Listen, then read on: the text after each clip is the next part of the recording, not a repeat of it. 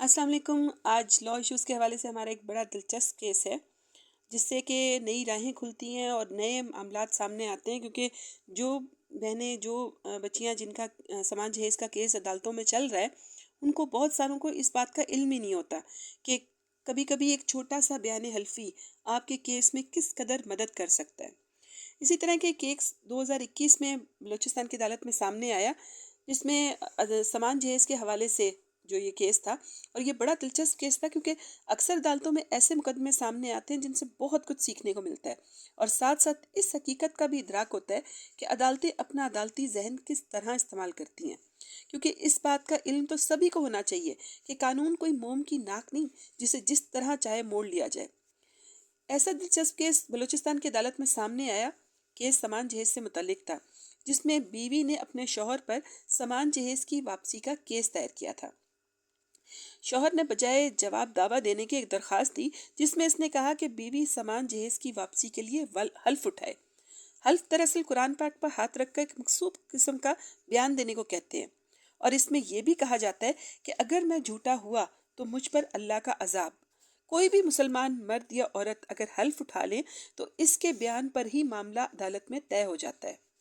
خاتون نے اس پیشکش کو قبول کر لیا اور ٹرائل کورٹ کے سامنے اپنا بیان ریکارڈ کروا دیا، جس میں اس نے کہا کہ میں مسمات سائرہ بانو بنت سعید احمد آج قرآن پاک پر ہاتھ رکھ کر اللہ کو حاضر ناظر جان کر قسم کھاتی ہوں کہ اس کے شوہر مدعا علیہ، اس کا پورا نام، نے میرا دعویٰ ہزا میں درج سامان جہیز آج تک واپس نہیں کیا۔ اگر میں نے جھوٹ بولا تو مجھ پر اللہ کا عذاب ہو۔ جیسے ہی بیوی نے منرجہ بالا بیان حلفی عدالت میں جمع کروایا، عدالت نے فوری طور پر کارروائی کے بعد دعویٰ ڈگری کر دیا۔ یہاں پہ یہ بات میں بتا دوں کہ شوہر نے خود کہا تھا کہ اگر بیوی بیان حلفی دے اور اس میں یہ قسم کھائے کہ میں نے آج تک اس کو سامان واپس نہیں کیا تو میں اس کو مارکیٹ ویلیو کے حساب سے پیسے دوں گا۔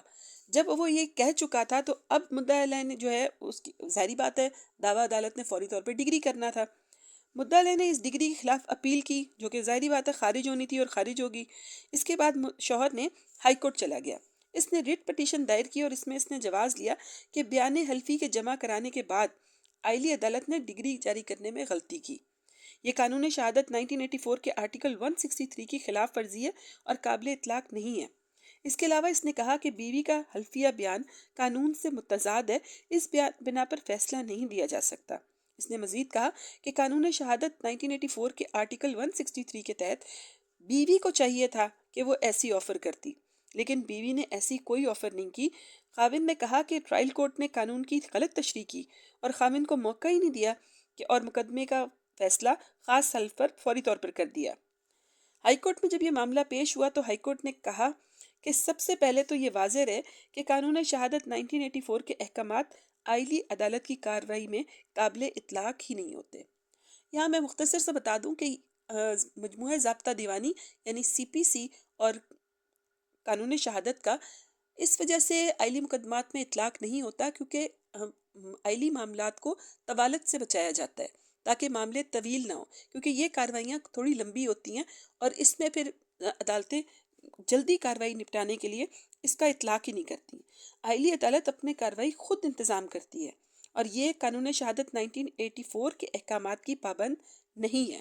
لیکن یہ بھی واضح ہے کہ عائلی عدالت میں تنازعات کو حلفیہ بیان پر حل کرنے میں بھی کوئی پابندی نہیں ہے۔ اس کے علاوہ خاوند نے جو درخواست دائر کی تھی اس میں اس نے خود لکھا تھا کہ وہ سامان جہیز کو مارکیٹ ویلیو کے حساب سے دینے میں اسے کوئی اعتراض نہیں ہوگا اگر مدعیہ قرآن پاک پر ہاتھ رکھ کر قسم کھائے کہ وہ سامان جہیز جو سب اس نے دعوے میں لکھا ہے اس کو شوہر نے واپس ہی نہیں کیا۔ اب جب مدعا علیہ نے خود حلف اٹھانے اور اس کے مطابق سامان ادا کرنے کا کہا تھا تو وہ اپنے الفاظ سے واپس پھر نہیں سکتا۔ عدالت نے مزید کہا کہ شوہر کا یہ عذر کہ یہ قانون شہادت 1984 کے آرٹیکل 163 کی خلاف ورزی ہے قابل اطلاق نہیں، اس وجہ سے آئینی درخواست خارج کر دی گئی۔ شوہر حضرات اس طرح کے عذر لے کر عموماً عدالتوں کا وقت ضائع کرنے کی کوشش کرتے ہیں اور بیوی کو تکلیف دینے کی کوشش کرتے ہیں، لیکن یہ بات ہمیشہ یاد رہے کہ عدالتیں ہمیشہ اپنا عدالتی ذہن استعمال کرتی ہیں۔